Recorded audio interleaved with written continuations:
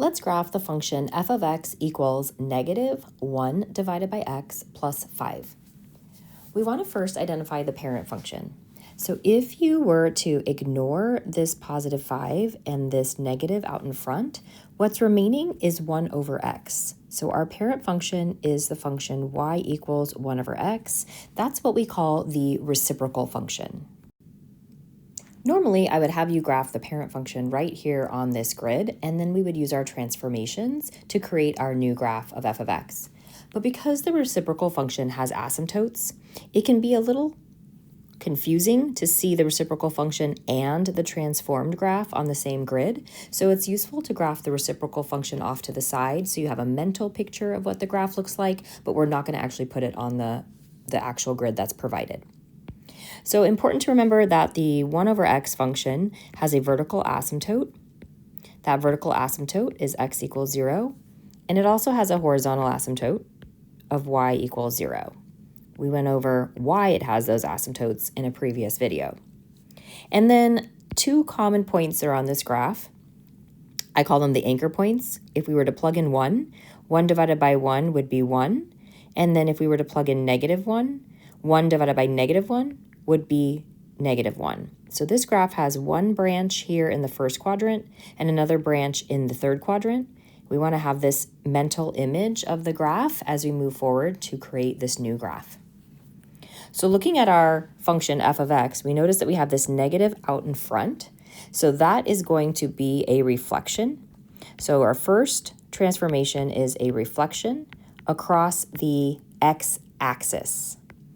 So we're going to reflect across the x-axis. And the reason for that, if you just compare it back to a function that we know very well, if we compare it to, let's say, y equals x squared, which we know is a parabola that's opening up, when we multiply that function by a negative, we're basically multiplying all the y values by negative 1. And if the y values become negative, then the parabola opens downward, which means we have reflected over the x-axis. So that's why this is a reflection over the x-axis.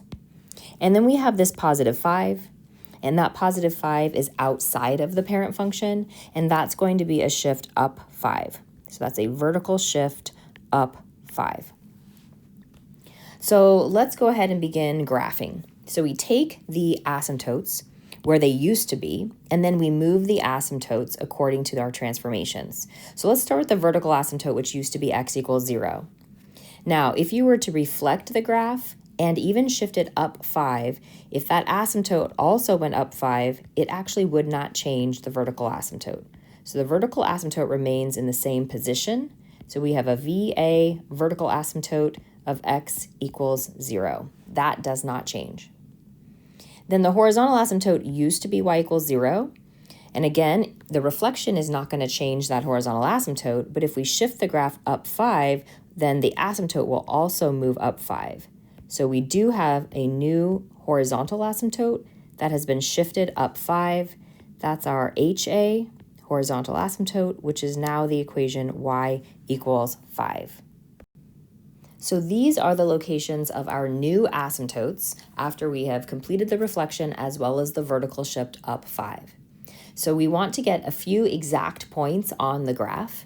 And to do that, we're going to use the 2 points that we had on the parent function, which I was calling the anchor points, and they used to be here at 1, 1, and then another one over here at negative 1, negative 1. And to figure out where these anchor points are going to move to, you basically want to think about the origin on the parent function here that I'm marking in green. And the origin essentially was where the two asymptotes were intersecting at 0, 0. And then looking at the location of the anchor points as they relate to that origin where the asymptotes intersect. So if we were to do the reflection across the x-axis, we know that the point that used to be at 1, 1 would reflect down across the x-axis, and that would be coming down here to be 1, negative 1. And then same with the one that's in the third quadrant, it would reflect across the x-axis, and that would reflect up, and that would become the point negative 1, positive 1. So in green, I'm kind of graphing what the function would look like if we just did the reflection. So this is just the reflection. So we end up with a branch here in the second quadrant and another branch down here in the fourth quadrant if you've done the reflection across the x-axis. So we're going to go ahead and do the reflection, but we're also going to do the shift up 5. So looking at our graph that has a new horizontal asymptote, and I'm going to draw kind of in blue here, here's where the asymptotes cross. So I'm treating that like it's my origin, if you can imagine it being the origin on the original graph.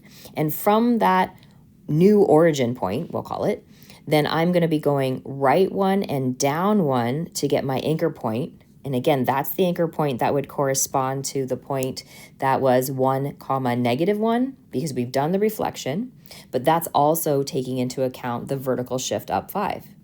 And then again, from the origin, what I'm calling the new origin, where the asymptotes cross, we would go left 1 and up 1 to get my second anchor point.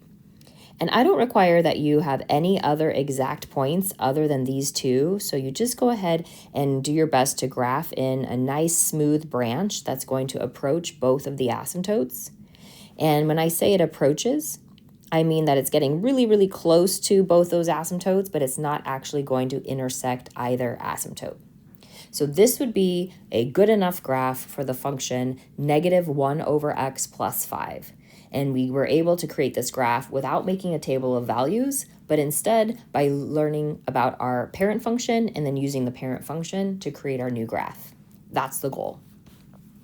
So for the domain, we can look at the original function here. We see we had -1/x, and we know the denominator can never be 0. So the only value that we're not allowed to have then in this function would be 0. So the domain is all real numbers except for 0, which we write as -∞ to 0, and then union 0 to infinity. Remember, the domain is all the x values from the left to the right on the graph. And then the range is all the y values, starting with the lowest and going to the highest. So if I were to trace my graph, I'm going to trace this graph in yellow. Starting at the bottom of the graph, it goes down forever.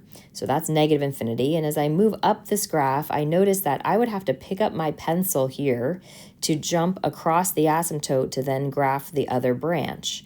And where I pick up my pencil is at the horizontal asymptote of y = 5.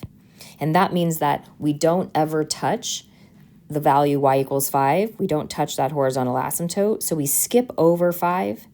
And that means that our range then would be from -∞ to 5, union 5 to infinity, because we're not including 5 in our range. In other words, this graph will touch every other y value except for the y value of y = 5. And then our end behavior, what's happening as x goes to -∞, that's the left behavior of the graph. So if we look at the left side of the graph, we see that the graph is leveling off, and those y values are approaching 5 on the left. And the right behavior as x goes to +∞, over here, the right side of the graph is also leveling off. Those y values are approaching 5 as well.